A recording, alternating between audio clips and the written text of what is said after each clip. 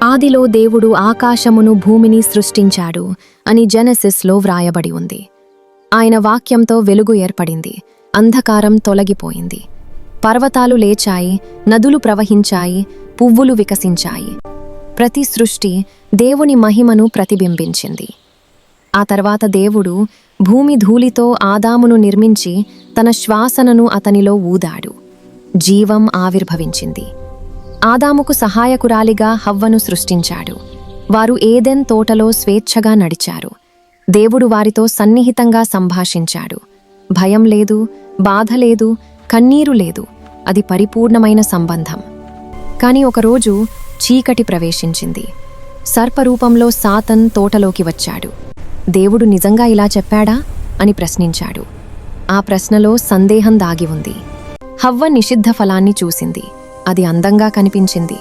జ్ఞానమిస్తుందనే ఆశ ఆమె హృదయంలో పుట్టింది. దేవుని ఆజ్ఞ ఒక క్షణం వెనుకబడింది. ఆమె ఫలాన్ని తీసుకుంది, తిన్నది, ఆదాముకు ఇచ్చింది. అతడు తిన్నాడు. ఆ క్షణంలో వారి కళ్ళు తెరుచుకున్నాయి. నిర్దోషిత్వం మాయమైంది. మొదటిసారి హృదయాలను తాకింది. వారు అంజూరపు ఆకులతో తమను కప్పుకున్నారు. దేవుడు తోటలో నడిచాడు. నీవు ఎక్కడున్నావు అని పిలిచాడు. కాని వారు దాచుకున్నారు. పాపమంటే ఇదే, దేవుని నుండి దూరమవడం. అవిధేయత సంబంధాన్ని విరగగొడుతుంది. సర్పం శపించబడింది, భూమి శపించబడింది. శ్రమ, బాధ, మరణం లోకంలోకి ప్రవేశించాయి. ఏదెన్ ద్వారం మూసబడింది. కాలక్రమంలో ఆదాము హవ్వకు 2 కుమారులు పుట్టారు, కయిన్ మరియు ఆబేలు. కెయిన్ రైతు, ఏబెల్ గొర్రెల కాపరి. వారు దేవునికి బలులు అర్పించారు. ఆబేలు విశ్వాసంతో అర్పించారు. కయిన్ హృదయం అసూయతో నిండింది. దేవుడు హెచ్చరించాడు, పాపం నీ గుమ్మం దగ్గర కాచుకొని ఉంది. కాని కయిన్ తన కోపాన్ని నియంత్రించలేదు. పొలంలో తన సహోదరుని చంపాడు. నిర్దోషి రక్తం నేలపై చిందింది. పాపం మొదటి హత్యగా మారింది.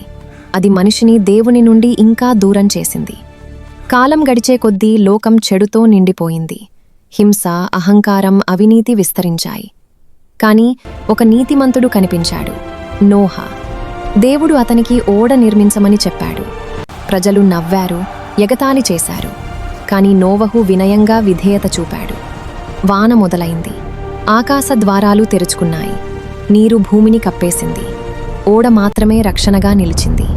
తుఫాను తర్వాత వర్ణధనుస్సు కనిపించింది, దేవుని ఒడంబడికకు గుర్తు. తీర్పు మధ్యలో కూడా కృప ఉంది. అయితే మానవ హృదయం పూర్తిగా మారలేదు. పాపం తరతరాలుగా కొనసాగింది. రాజులు, ప్రవక్తలు వచ్చారు. దేవుడు తన ప్రజలను మళ్లీ మళ్లీ పిలిచాడు. చివరికి సమయం నిండినప్పుడు దేవుడు తన ప్రేమను సంపూర్ణంగా చూపించాడు. రక్షకుడు జన్మించాడు, జీసస్ క్రైస్ట్. బేత్లెహేములో వినయంగా జన్మించాడు. ఆయన ప్రేమతో బోధించాడు, రోగులను స్వస్థపరిచాడు, పాపులను క్షమించాడు. దేవుని రాజ్యం సమీపించింది అని ప్రకటించాడు. కాని లోకం తన రక్షకుడిని అంగీకరించలేదు. ఆయనను పట్టుకున్నారు, అపహాస్యం చేశారు, కంటెముల కిరీటం పెట్టారు, సిలువ మోపించారు. గోల్గొథా కొండపై ఆయనను సిలువకు గుద్దారు. ఆకాశం చీకటితో కప్పబడింది. అయినా ఆయన ప్రార్థించాడు, తండ్రి, వీరిని క్షమించు. ఆయన రక్తం మన పాపానికి పరిహారమైంది. ఆయన ప్రాణం అప్పగించినప్పుడు ఆలయ తెర చీలింది. దేవుని సన్నిధికి మార్గం తెరుచుకుంది. 3వ దినం ఉదయం సమాధిరాయి తొలగించబడింది. యేసు లేచాడు. మరణం ఓడిపోయింది. పాపానికి శాశ్వత పరిష్కారం సిద్ధమైంది. ఆయన పునరుత్థానం మనకు ఆశను ఇచ్చింది. విశ్వసించిన వారికి నిత్యజీవం వాగ్దానం చేయబడింది.